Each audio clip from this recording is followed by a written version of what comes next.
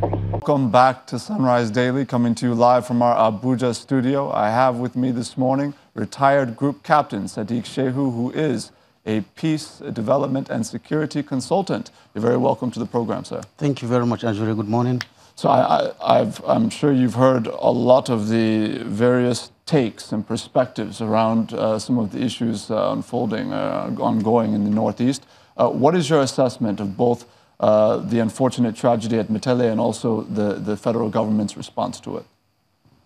Well, first, let me express my condolence to the family of the soldiers that were lost, officers and men, my colleagues in the armed forces, and the people of Nigeria, including the Commander-in-Chief in general. Having said that, in any campaign, it is possible to have reverses. We that have been studying this situation, there is no doubt that if you count from 2009, 2011, 2015 to now, certainly there have been successes or improvements. Personally, when discussing the Boko Haram, I look at three indices: number of deaths from the conflict, number of IDPs that have returned or are still streaming to IDP centers, and also area of ground under the control of either Boko Haram or the government.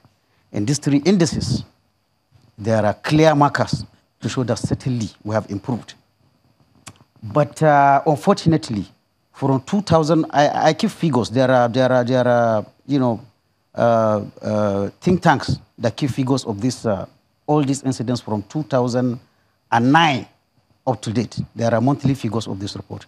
And when you look at them, you see a progressive decline in all these indices that I measured from 2015 up to date for every month, except, unfortunately, you see a spike between 2017 and 2018. So there is no doubt, whether we read it on paper or not, that there are reversals.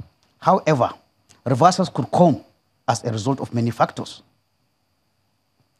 For example, maybe after achieving success, I could say maybe our troops relaxed. So a sense of complacency entered.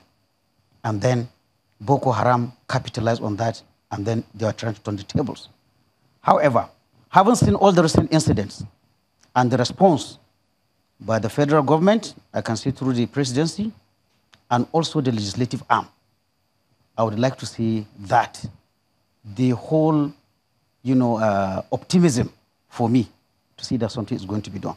But we have to be very, very sure that we move beyond the rhetoric.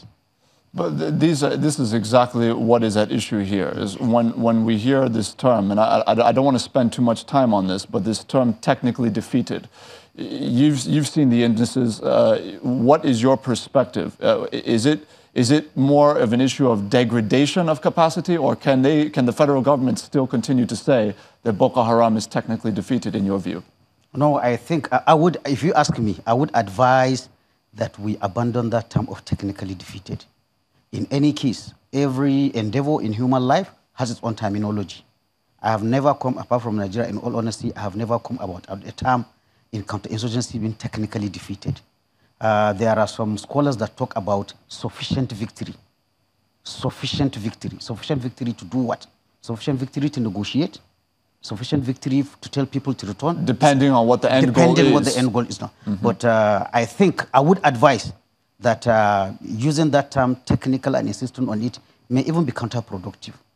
What do you think accounts for the spike? I've read some policy review documents that suggest that the initial success of the Buhari administration against Boko Haram, where they recorded the 86% drop, that led to a kind of, for lack of a better term, almost an apathy. I don't want to, it's a strong term to use, but certainly maybe a weakening of resolve in a way, that maybe this is mission accomplished beforehand.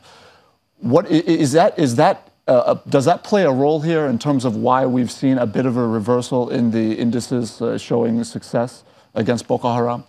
With all due respect, I use the term complacency. Maybe we fall into a sense of complacency after the initial successes recorded and the improvements post-2015. Having said that, this is my personal opinion, even the successes we recorded, Anjuri, in my opinion, it is not as a result of better preparation for our armed forces. Rather, I will give credit for that increase honest on the tenacity and the ruggedness of the Nigerian military. Why do I say so? The factors are there. When you talk of a military, you talk about readiness. How ready is the Nigerian military for these operations? Readiness encompasses several factors. First, personnel. Secondly, equipment. 3, training. 4, sustainment.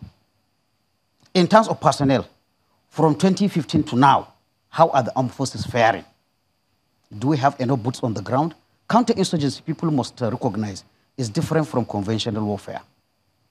The success resides in having enough boots on the ground to convince the displaced communities that everything is okay for them to come back. For that, you need a lot of boots on the ground.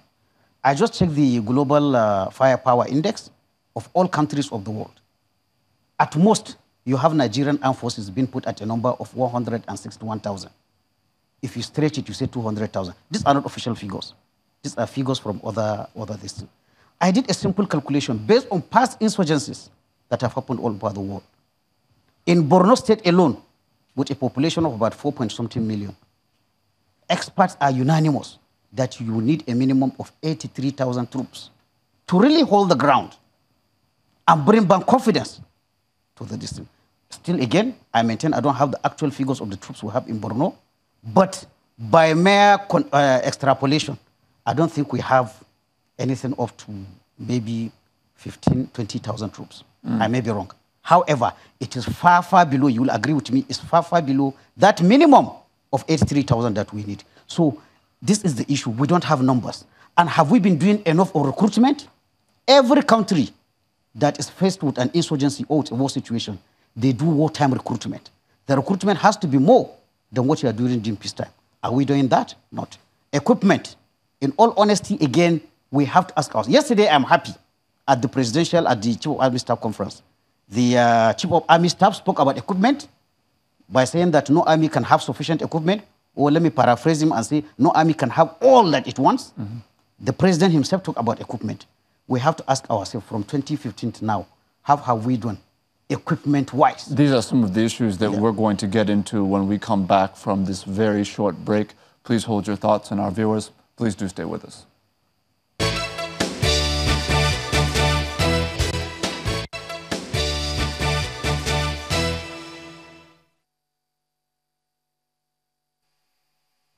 Welcome back to Sunrise Daily, coming to you live from our Abuja studio. I have with me a security consultant this morning, retired Group Captain Sadeeq Shehu. You know, we understand that, of course, insurgency is not new in the world. It's not happening for the first time in Nigeria.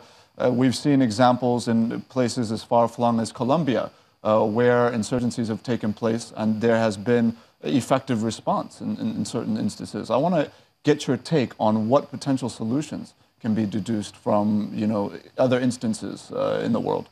Thank you very much, Ajuri, for bringing Colombia. In discourse of military experts, you always hear people saying we should borrow lessons from Colombia. I think even the Chief of Army Staff, he visited Colombia and received on how to do it. So that is a very good case study. Colombia as a country has a population of roughly 50 million, I can say. They have an armed forces that is currently standing at 396,000 for that population. Juxtaposed with Nigeria, we have a population of, how many, 190 million. Our military strength, at the most, if you check various sources, you get 200,000. You can see the disparity. If you compare Colombia's GDP with Nigeria's GDP, Nigeria is higher than Colombia. Consistently, when the counterinsurgency started in Colombia, they were spending about 3.9% of their GDP on military preparation. In fact, in 2008, it peaked at 4.8% of GDP. Since our counterinsurgency started in Nigeria, a percentage of GDP we have been spending on defense, despite the figures look big, is something from 0.4 to 0.89. That is the highest we have spent. So we use GDP always to measure what a country is spending, and that gives you an indication on how much importance it has placed on the security issue. So really, we even have to ask ourselves, are we really financing this war effort, or are we paying lip service to it? So the point I am making, this has corollary effect on recruitment. You need money to recruit more people, like I said earlier. You need to recruit when war is there. There has to be emergency recruitment. No, but certainly in the case of Colombia, I mean,